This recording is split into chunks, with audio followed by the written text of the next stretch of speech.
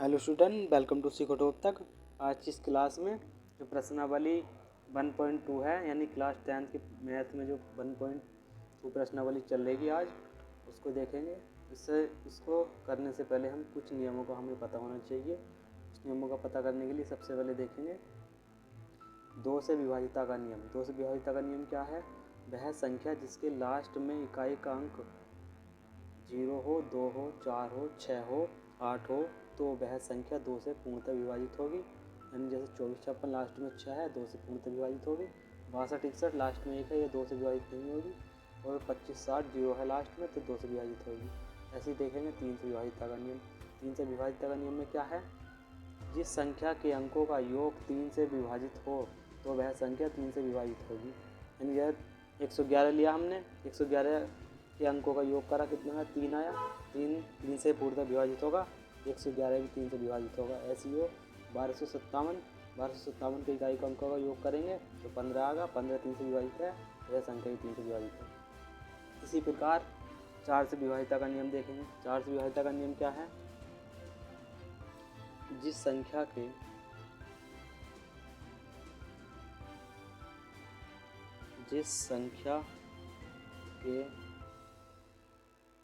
Last के 2 अंक 4 से विभाजित होंगे, वह संख्या 4 से पूर्णतः विभाजित होगी। एग्जाम्पल के तौर पर देखेंगे, जैसे 24 56 20, यानी 24 56 20 लास्ट में 20 है, 4 से विभाजित हो जाएगा 5 बार, तो यह संख्या भी पूरी 24 56 20 4 से विभाजित होगी। ऐसे नेक्स्ट एग्जाम्पल भी देखते हैं। 25 6 24 लास्ट में 24 है, 4 से विभाजित होगा तो यह संख्या भी 4 से विभाजित होगी। 4 से विभाजिता का नियम पूरा हो गया। अब देखेंगे 5 से विभाजिता का नियम। नेक्स्ट देखेंगे 5 से विभाजिता का नियम। 5 से विभाजिता का नियम देखेंगे क्या है। 5 से विभाजिता का नियम, वह संख्या जिसके लास्ट में 0 हो या 5 हो तो वह संख्या 5 से पूर्णतः विभाजित होगी। यानी जिस संख्या के लास्ट में 0 हो 5 हो वह संख्या पूर्णतः 5 से विभाजित होगी। जैसे देखेंगे एग्जाम्पल में देख लो, कोई संख्या 26 550 लास्ट में 0 है, 5 से कट जाएगी। ऐसी कोई देख लो 57 20 45 लास्ट में 5 है, तो यह संख्या 5 से विभाजित होगी। तो विभाजिता का नियम यहाँ तक हो गया। अब जो इस आगे के अंक है विभाजिता के, वे जैसे जैसे सवाल आते रहेंगे उसके अनुसार बताते रहेंगे। तो चलिए आज का चैप्टर स्टार्ट करते हैं। प्रश्नावली 1.2 जो कि हाई स्कूल के मैथ की स्टार्ट करी हमने। तो चलिए स्टार्ट। वीडियो को लाइक करें एंड चैनल को सब्सक्राइब करें और वीडियो अंत तक देखें। अंत में पूरा चैप्टर का एनालाइज है। धन्यवाद। क्लास जारी रखें। स्टार्ट करते हैं इसका पहला सवाल। प्रश्न नंबर फर्स्ट क्या है? निम्नलिखित संख्याओं को अभाज्य गुणनखंडों के रूप में व्यक्त कीजिए। यानी कि इनको अभाज्य गुणनखंड के रूप में व्यक्त करना। सबसे पहले अभाज्य बता दूं आपको, अभाज्य क्या होता? अभाज्य संख्या वह संख्या जो स्वयं से या 1 से विभाजित हो, अभाज्य संख्या कहलाएगी। जैसे 2 3 5 7। ठीक, तो चलिए सवाल देखते हैं। पहले सवाल क्या है? पहला सवाल 140 को अभाज्य गुणनखंड के रूप में व्यक्त करना। तो सबसे पहले इसका गुणनखंड में व्यक्त करेंगे, 2 से काटेंगे, 2 7 14, फिर 2 से काटेंगे 2 तिया 6, 2 पंजे 10, लास्ट में 5 आया तो 5 से कट जाएगा, 5 सत्ते 35। अब 7 से 7 ही का ना 7, तो इसके गुणनखंड क्या आ गए 140 के, 140 के गुणनखंड आ गए 2 गुणा 2 गुणा 5 गुणा 7। यानी ये सभी जो संख्या है अपने आप में अभाज्य संख्या है, कई गुणा एक भी लिख सकते हैं, तो इसके अभाज्य गुणनखंड आ गए, अभाज्य गुणनखंड। ये इसका आंसर हो गया। नेक्स्ट सवाल देखते हैं, नेक्स्ट में क्या है। नेक्स्ट सवाल है 156। 156 के गुणनखंड करेंगे, 2 से काटेंगे, लास्ट में 6 है 2 से कट जाएगा, 2 सत्ते 14, 2 अट्ठे 16, लास्ट में 8 है 2 से कट जाएगा, 2 का ना 2, 2 चौक 8, फिर 2 से काटेंगे, 2 सत्ते 14, फिर 7 से काटेंगे, 7 का ना 7। तो इसके 156 के अभाज्य गुणनखंड कितने हुए 2 गुणा 2 गुणा 2 गुणा 7। तो इसके अभाज्य गुणनखंड है, अभाज्य गुणनखंड, ये इसका आंसर हो गया। नेक्स्ट सवाल देखते हैं, नेक्स्ट क्या है। नेक्स्ट सवाल है 3825। 3825 नेक्स्ट सवाल है, इसके गुणनखंड करेंगे हम। कैसे करेंगे, लास्ट में 5 है तो 5 से कट जाएगा, 5 सत्ते 35, 3 बचा, 5 छंग 30, 5 पंजे 25, फिर लास्ट में 5 है तो 5 से कट जाएगा, 5 का ना 5, 2 बचा, 5 पंजे 25, 1 बचा, 5 तिया 15। अंकों का योग करेंगे, 5 एक 6, 6 3 9, 9 3 से कट जाएगा तो 3 से कट जाएगी संख्या ये भी, 3 पंजे 15, 3 का ना 3, फिर का अंकों का योग 3 से कटेगा तो संख्या भी 3 से कटेगी, 3 का ना 3, 3 सत्ते 21 और 17 से 17 का ना 17। तो 3825 के गुणनखंड क्या आ गए 5 गुणा 5 3 गुणा 3 गुणा 17। ये इसकी अभाज्य गुणनखंड आ गए, अभाज्य गुणनखंड। ठीक है, ये इसका आंसर हो गया। नेक्स्ट सवाल देखते हैं, नेक्स्ट क्या दे रखा। फोर्थ सवाल 5005। ठीक, 5005 को भी इसी प्रकार करेंगे हम।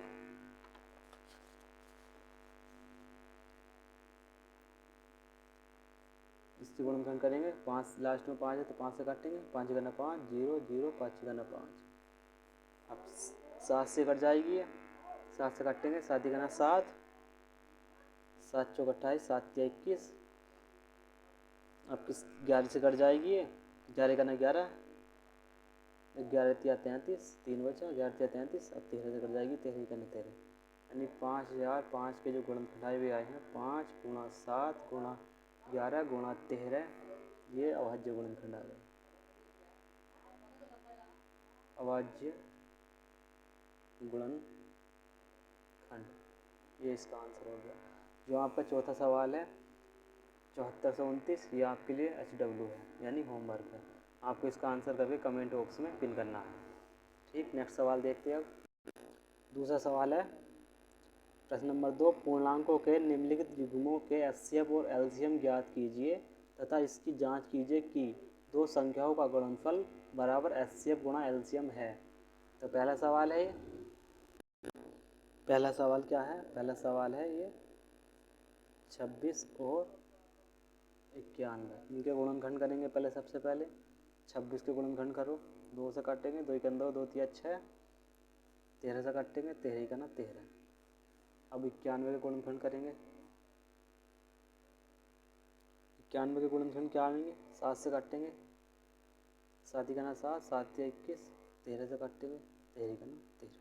ठीक, तो 26 के गुणनखंड क्या आए 2 गुणा 13, और जी 91 के गुणनखंड क्या आए 7 गुणा 13।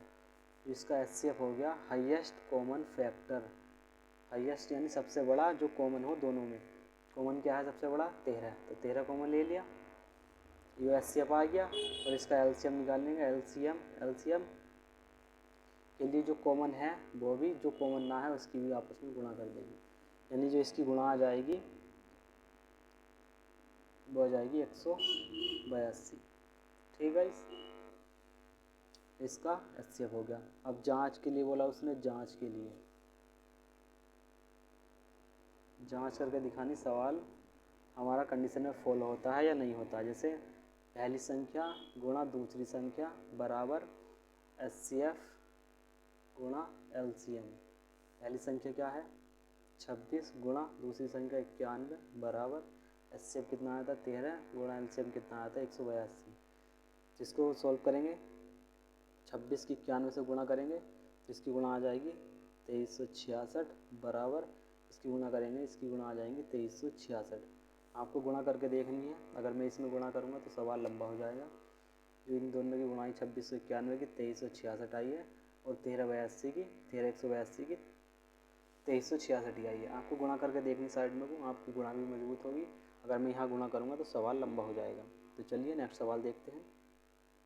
नेक्स्ट सवाल क्या है? नेक्स्ट सवाल है 510 और 92। 510 तो 510 के गुणनखंड करेंगे पहले 2 से काटेंगे 2 दूनी 4 2 पंजे 10 2 पंजे 10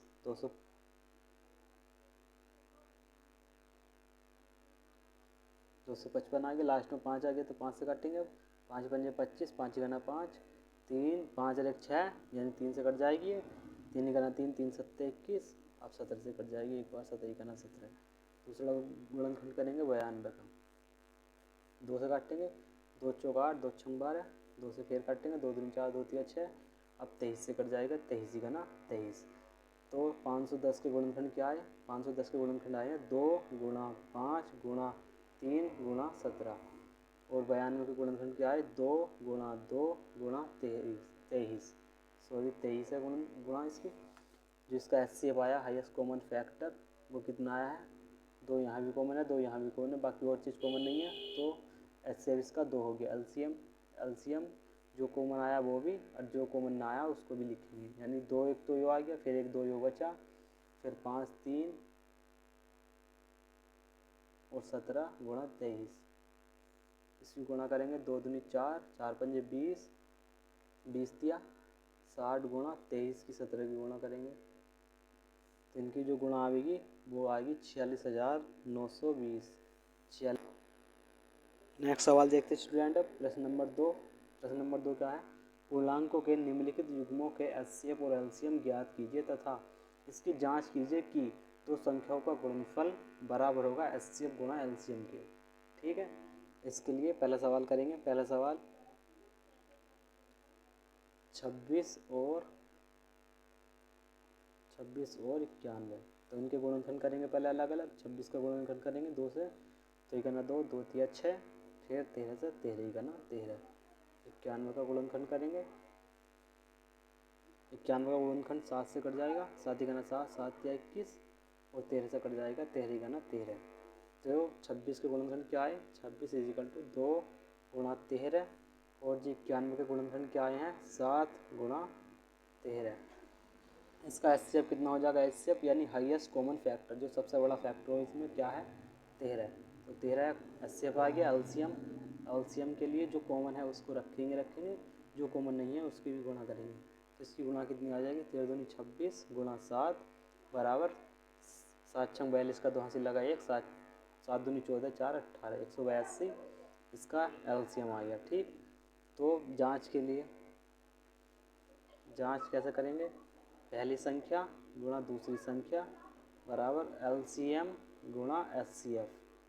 ठीक है, पहली संख्या कितनी है 26 गुणा दूसरी संख्या कितनी है 91। तो पहली संख्या क्या आती 26 दूसरी संख्या 91 बराबर एलसीएम कितना है 182 गुणा एचसीएफ कितना आया था 13। इसकी गुणा करेंगे आपस में तो कितनी गुणा आएगी 2366 बराबर 2366 यानी आप उसमें बराबर आ गई LHS बराबर RHS। तो ये आंसर आ गया, ये जांच हो गई। तो नेक्स्ट क्वेश्चन देखते हैं। नेक्स्ट क्वेश्चन क्या है? नेक्स्ट क्वेश्चन है 510 और 92। तो 510 के पहले गुणनखंड करेंगे 2 से 2 दूनी 4 2 पंजे 10 2 पंजे 10 लास्ट में 5 आया 5 से कट जाएगी 5 पंजे 25 5 गना 5 6 है तो 3 से कट जाएगी 3 गना 3 3 3 7 21 17 से कट जाएगी 17 गना 17 और भी 92 काटेंगे। 92 किससे कटेगा? लास्ट में 2 है 2 से कटेगा 2 चौक 8 2 छंग 12 2 से कट जाएगा 2 3 4 2 3 6 23 से कटेगा 23 गना 23। तो 510 के गुणनखंड क्या आए 2 गुणा 5 गुणा 3 गुणा 7 और जी 92 के गुणनखंड क्या है, 2 गुणा 2 गुणा 23। एचसीएफ कितना हो गया इसका, एचसीएफ यानी हाईएस्ट कॉमन फैक्टर जो सबसे बड़ा कॉमन हो 2, और एलसीएम कितना हो गया, एलसीएम बराबर जो कॉमन है उसको रखेंगे, जो कॉमन ना है उनको भी रख लेंगे, गुणा 3 गुणा 7 गुणा 23, सॉरी 7 नहीं 17, इसकी गुणा करेंगे, 2 दूनी 4, 4 पंजे 20 या 60 गुणा 17 गुणा 23, इनकी जब गुणा करेंगे तो गुणा आएगी 23,460। इसके एलसीएम आ गया। अब जांच करेंगे इसकी, सॉरी ये कटा पूरी बार, 17 बार ये कट गया, फिर 92 23 बार ये कट गया, एचसीएफ इसका ये आ गया और एचसीएफ ये आ गया, एलसीएम ये आ गया। अब जांच करेंगे इसकी, जांच के लिए क्या करेंगे, पहली संख्या गुणा दूसरी संख्या बराबर एलसीएम गुणा एचसीएफ। पहली संख्या क्या है 510 गुणा दूसरी संख्या क्या है 92 बराबर एलसीएम कितना आया है 23,460 गुणा एचसीएफ कितना आया है 2।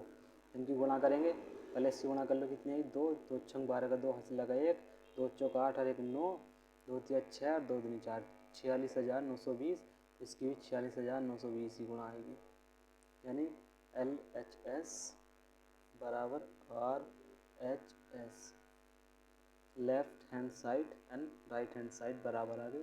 तो ये जांच होगी, ये आंसर हो गया उत्तर, ये आंसर आ गया। ठीक है इस नेक्स्ट सवाल जो बचा है, तीसरा सवाल क्या बचा है 336 और 54, यानी ये आपके लिए HW है, यानी आपको ये होमवर्क कर, इसका आंसर कमेंट बॉक्स में पिन करना है। नेक्स्ट सवाल देखेंगे। नेक्स्ट सवाल है प्रश्न नंबर 3, अभाज्य गुणनखंड विधि द्वारा निम्नलिखित पूर्णांकों के एचसीएफ और एलसीएम ज्ञात कीजिए। पहला सवाल है 12, 15 और 21। पहला सवाल देखेंगे 12, 15 और 21, यानी सबका अलग अलग गुणनखंड निकाल लेंगे अभाज्य से। 2 से 2 छंग 12, 2 से 2 तिया 6, 3 से 3 गना 3। नेक्स्ट देखेंगे 15 के गुणनखंड निकाल लेंगे। 15 के गुणनखंड क्या आएंगे, 5 से काटेंगे, 5 तिया 15, 3 से काट देंगे 3 गना 3। अब क्या बचा 21 से गुणनखंड करेंगे 3 से, 3 सत्ते 21, 7 से 7 गना 7।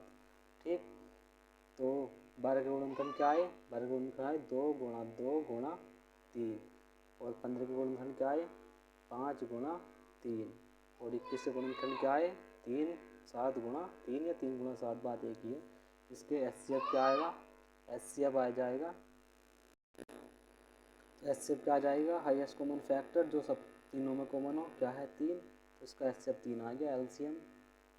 एलसीएम जो सब कॉमन है वो भी, जो कॉमन ना है वो भी, 3 एक एक आ गया कॉमन, फिर 7 बचा गुणा 5 बचा गुणा 2 बचा गुणा 2 बचा। ठीक, गुणा कर लेंगे इसकी, 7 से 21 गुणा 2 दूनी 4 पंजे 20, 0 2 2 2 गना 2, 2 दूनी 4, 420। इसका एचसीएफ आ गया, ये आंसर आ गया। नेक्स्ट सवाल देखेंगे। नेक्स्ट सवाल क्या है, नेक्स्ट सवाल है 17 गुणा 23 तथा 29, इसका एचसीएफ और एलसीएम निकालना है। तो 17 का गुणनखंड करेंगे, 17 एक अभाज्य संख्या, 17 से एक बार ही कटेगा, फिर 23 भी एक अभाज्य संख्या, 23 से कटेगी, फिर 29 भी एक अभाज्य संख्या जो 29 से ही कटेगी एक बार। ठीक, इस कंडीशन में एक सवाल लिखेंगे, पहले इसका एचसीएफ निकाल लो, एचसीएफ कितना होगा, एचसीएफ जो सब में कॉमन हो, क्या है कॉमन, एक है, तो एचसीएफ एक हो गया। एलसीएम में अगर अभाज्य संख्या का एलसीएम निकल लिया है तो सबके आपस में गुणा कर देंगे, 17 गुणा 23 गुणा 29, इसकी गुणा क्या आ जाएगी 11,339, ये इसका आंसर हो गया। अब एक नोट पॉइंट लिखेंगे,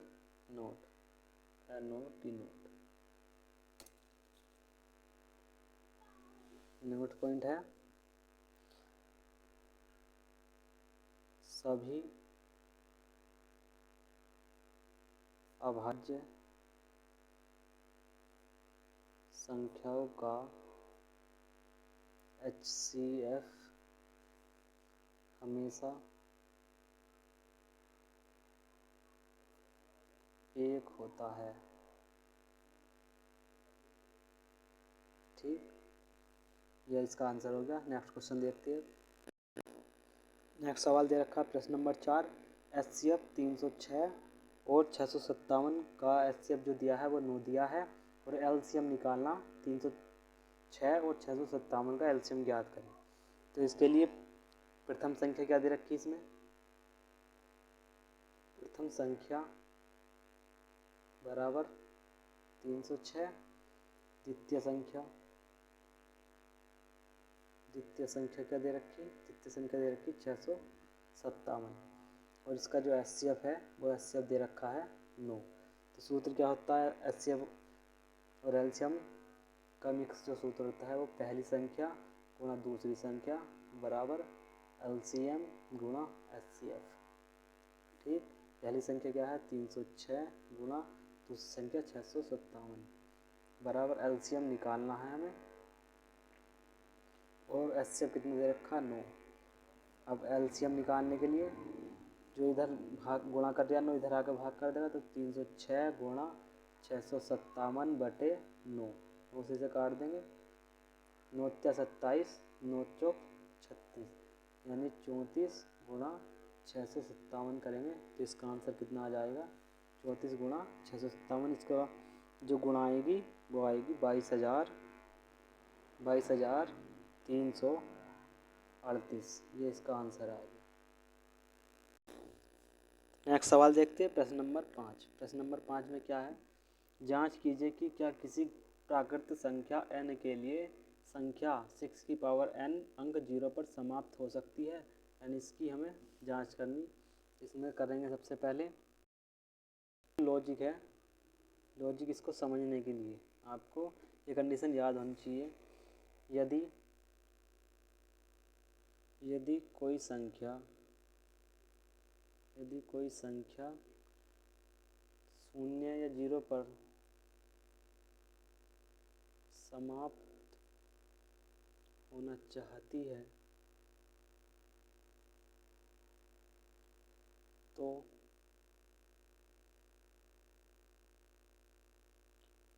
उसका अभाज्य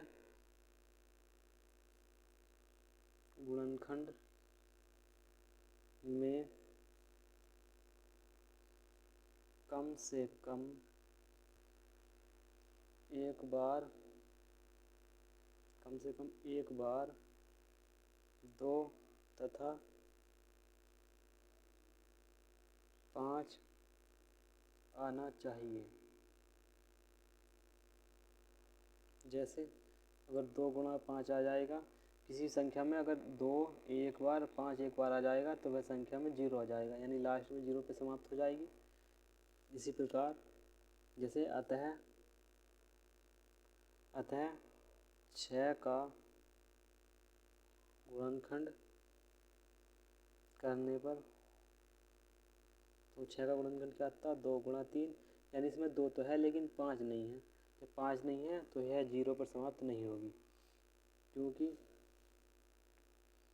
6 का गुणनखंड करने पर 2 गुणा 5 के रूप का नहीं है, अर्थात यह कभी भी 0 पर समाप्त नहीं होगी।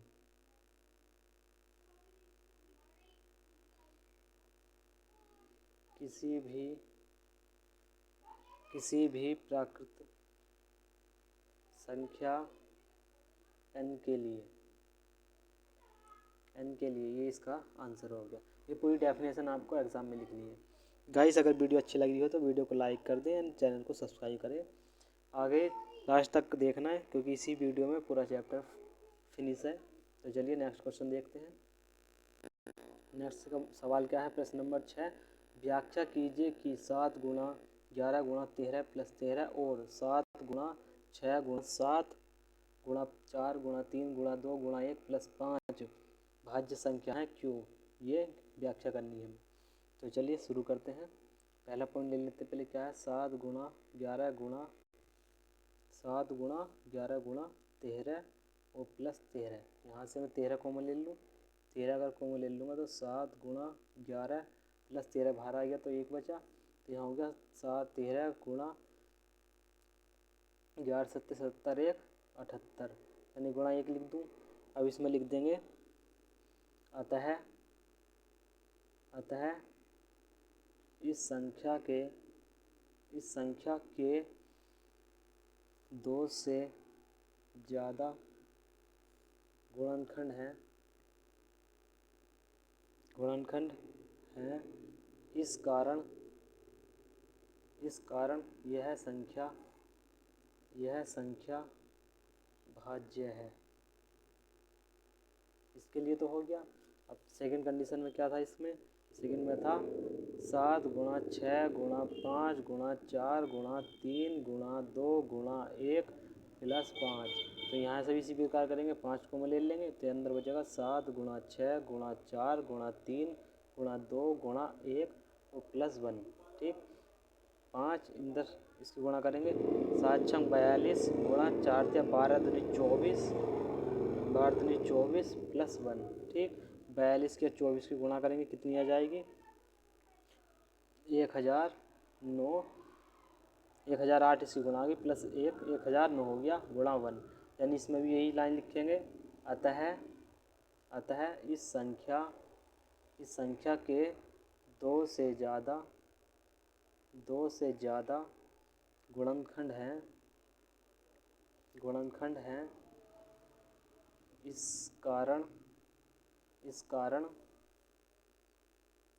5 गुणा 1009 गुणा 1 हो गया। तो अतः इस कारण 2 से ज़्यादा गुणनखंड है, इस कारण यह संख्या भाज्य है। ठीक, तो इसका आंसर हो गया। यानी भाज्य अभाज्य में इसी कारण है। भाज्य की बात करें अपन तो भाज्य में क्या होता है, भाज्य में होता है कि इसके 2 से अधिक गुणनखंड होंगे। जैसे 6 ले लो, 2 गुणा 3 गुणा 1 2 से अधिक होगा गुणनखंड। अगर और अभाज्य की बात करें अपन, अभाज्य में 2 से कम गुणनखंड होते हैं, यानी 2 होंगे या 2 से कम होंगे। जैसे 3 ले लूँ तो 3 गुणा 1 2 गुणा 1 अभाज्य हो गया, बराबर 2 से कम गुणनखंड होंगे, यानी 3 बराबर 1 गुणा 3 या 3 गुणा 1 2 होंगे 2 गुणा 1, यानी इसके 2 ही गुणनखंड हो रहे हैं अभाज्य के। लेकिन भाज्य के 2 से अधिक गुणनखंड होते हैं, इसलिए भाज्य संख्या होती है। ये कंडीशन इस पर आपको हर सवाल में लिखना आनी पड़ेगी, जिससे कि आपको पूरे नंबर मिलेंगे पेपर में। तो चलिए लास्ट सवाल देखते हैं इसका। लास्ट सवाल है प्रश्न नंबर 7। किसी खेल के मैदान के चारों ओर एक वृत्ताकार पथ है। इस मैदान का एक चक्कर लगाने में रवि को 12 मिनट लगते हैं और श्याम को 18 मिनट लगते हैं। मान लीजिए कि वे दोनों एक ही स्थान और एक ही दिशा तथा एक ही समय पर चलना प्रारंभ करते हैं, तो वह कितने समय बाद पुनः प्रारंभिक स्थान पर मिलेंगे। इसको करने के लिए सबसे पहले क्या करेंगे, एक वृत्ताकार पथ बनाएंगे। मान लीजिए रवि पूरा चक्कर जो लगाता है वो 12 मिनट में लगाता है और श्याम पूरा चक्कर 18 मिनट में लगाता है, तो वह पूरा चक्कर कितने समय में लगाएंगे। तो यह इस प्रकार के सवाल करने के लिए इसमें एलसीएम निकालते हैं। तो इसका एलसीएम निकाल लेंगे 12 का और 18 का एलसीएम निकाल लेंगे, 18 का और 12 का एलसीएम निकाल लेंगे। 2 से 2 6 12, 2 से 2 3 6, 3 से 3 गुना 3, 2 से 2 9 18, 3 से 3 3 9, 3 से 3 गुना 3। तो इसका एलसीएम कितना हो गया, 12 के गुणनखंड कौन कौन से आ गए, 2 गुणा 3 और जी 18 के गुणनखंड 2 गुणा 3 गुणा 3। एलसीएम कितना आ गया इसका, कॉमन वाला लेंगे 2 गुणा फिर कॉमन वाला लेंगे 3 गुणा 2 ले लेंगे फिर 3 अलग बच गया। तो 2 दूनी 4 गुणा 3 तिया 9 यानी बच्चों 36 मिनट बाद ये इसका राइट आंसर हो गया। 36 मिनट बाद इसका राइट आंसर हो गया। आई होप आपको वीडियो अच्छी लगी हो तो चैनल को लाइक करें, वीडियो को लाइक करें, चैनल को सब्सक्राइब करें। इसी प्रकार आपके पूरे चैप्टर आपको कंप्लीट करा दिए जाएंगे जिससे आपके बोर्ड एग्ज़ाम में मैथ में अच्छे से अच्छे नंबर आए। तो चलिए अपनी पढ़ाई रेगुलर करते रहिए। धन्यवाद।